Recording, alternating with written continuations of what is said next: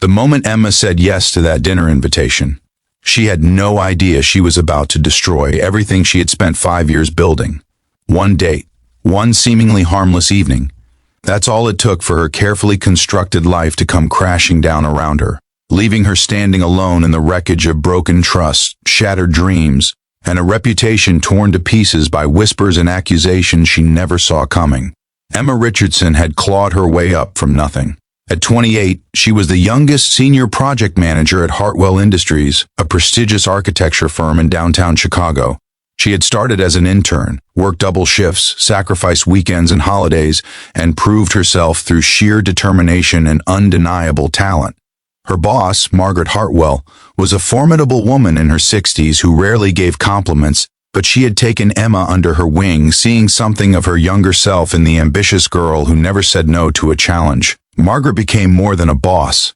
She became a mentor, almost a mother figure to Emma, who had lost her own parents in a car accident during college. That's why when Margaret's son, Daniel, walked into the office one autumn afternoon, Emma felt nothing but friendly politeness. Daniel was charming, undeniably handsome with his easy smile and designer suits, recently returned from heading the company's London branch. He was confident without being arrogant, funny without trying too hard, and he showed genuine interest in the projects Emma managed.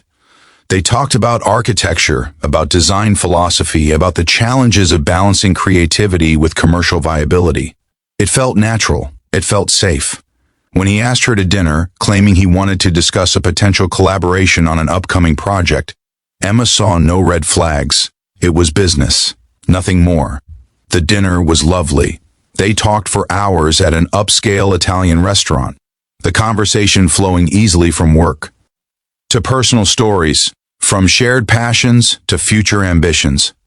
Daniel was attentive, asking about her background, her journey, what drove her to excel in such a competitive field.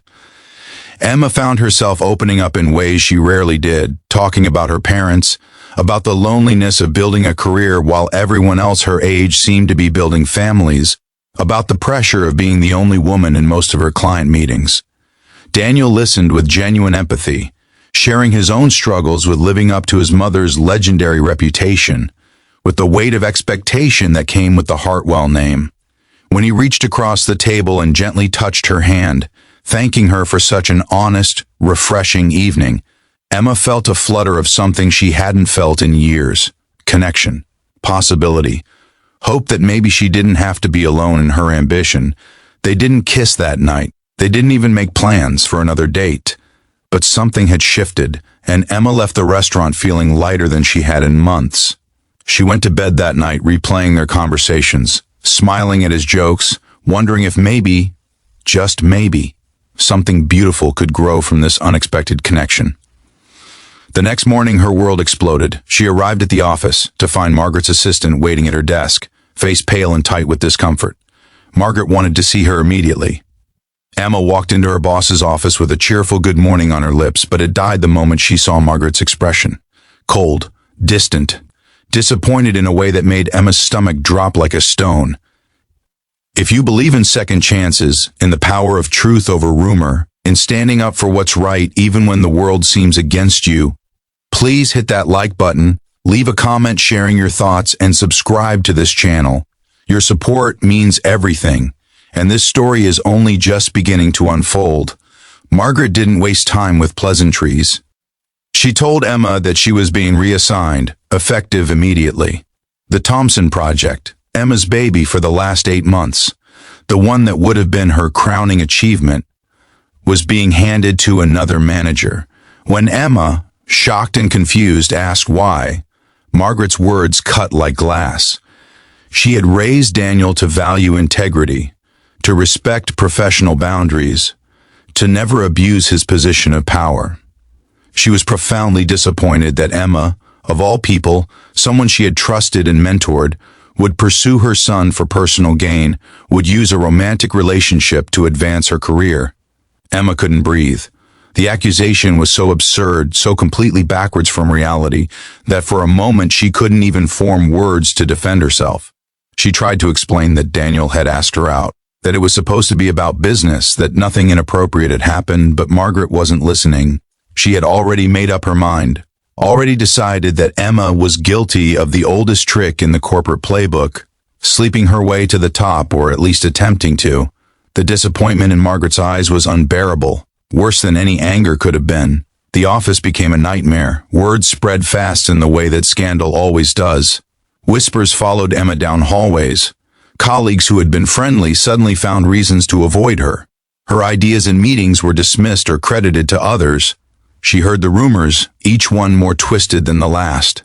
She had seduced Daniel. She had been having an affair with him for months. She was pregnant and trying to trap him. She had threatened to expose him if he didn't help her career. None of it was true, but truth didn't matter when the story was so much more interesting.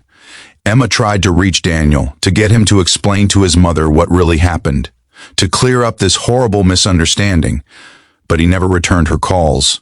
His assistant said he was busy, traveling, in meetings. After a week of trying, Emma finally understood.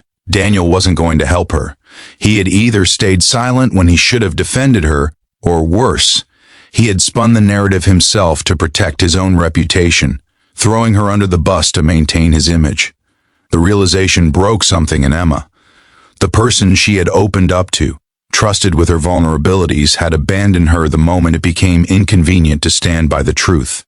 The loneliness was crushing. Emma had sacrificed so much for her career that she had few close friends outside of work. The colleagues she had considered friends revealed themselves to be merely friendly coworkers, unwilling to risk their own positions by associating with her. She spent nights alone in her apartment, crying until she had no tears left, alternating between rage and despair, replaying every moment of that dinner and wondering how everything had gone so wrong so fast. But somewhere in the darkness, something else began to grow. Anger, yes, but also determination. Emma had fought too hard, overcome too much to let this destroy her. She hadn't survived losing her parents, putting herself through school, breaking into a male-dominated industry, only to be erased by a lie. She started documenting everything, saving emails, recording the timeline of events, gathering evidence that proved her version of events. She reached out to HR formally, filing a complaint not just about her demotion but about the hostile work environment, the defamation, the retaliation. The investigation took months. Months of Emma showing up to work every day with her head held high despite the stares and whispers.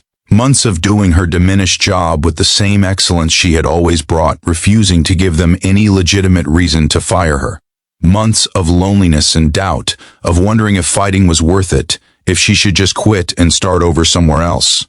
But she stayed. She fought. The truth, Emma learned, has a way of surfacing eventually. Other employees came forward, sharing their own concerns about Daniel's behavior, about other situations where he had been inappropriate with female staff. Text messages emerged showing that Daniel had specifically targeted Emma, seeing her closeness to his mother as a challenge, a conquest. The investigation revealed what Emma had known all along, that she had been set up, manipulated, and then sacrificed to protect the Hartwell family reputation. Margaret called her into her office again, and this time there were tears in the older woman's eyes. She apologized truly and deeply for not listening, for believing the worst, for letting her protective instincts for her son blind her to the truth about his character. She offered Emma her old position back, a promotion, a significant raise. She asked if there was any way to repair what had been broken between them. Emma looked at this woman who had meant so much to her, who had betrayed her so completely, and felt the weight of the past months crushing her chest. She accepted the promotion, but she told Margaret honestly that trust, once shattered, couldn't be rebuilt with apologies and salary increases. Some damages run too deep for simple repairs. Their relationship would never be what it was, and Emma had to accept that loss along with everything else she had lost. If this story touched your heart, if you've ever felt the pain of being misunderstood or betrayed, if you believe that courage and integrity matter even when they cost us dearly, please take a moment to like this video, share it with someone who needs to hear this message, and let me know in the comments how this story made you feel. Emma stayed at Hartwell Industries for another year, long enough to complete the Thompson project and see it become one of the firm's most acclaimed achievements. Long enough to prove to herself and everyone else that she was exactly as talented and capable as she had always been. Long enough to rebuild her professional reputation on her own terms. But she also started applying elsewhere, because she realized that some victories aren't about staying, they're about knowing when you've proven your point and having the strength to walk away towards something better. Before I share how Emma's story ends, I want to ask you something special. If you think Emma made the right choice in what happens next, type courage in the comments. Let's see how many of us believe in choosing ourselves. The day Emma accepted a position as director of design at a competing firm, one that offered her not just a title but genuine respect, supportive colleagues, and leadership that valued integrity, she walked into Margaret's office one last time. She thanked her former mentor for the lessons she had taught her, both the intended ones and the painful ones. She shook her hand, wished her well, and walked out of that building with her head high and her heart, though scarred, finally beginning to heal. That one date had cost her dearly, but it had also taught her the most valuable lesson of all, that her worth wasn't determined by anyone else's opinion, that she could survive betrayal and come out stronger, and that sometimes the biggest mistake leads us exactly where we need to go. Emma had gone on a date with her boss's son, and yes, it had been a terrible mistake, but it had also been the catalyst that forced her to discover just how unbreakable she really was.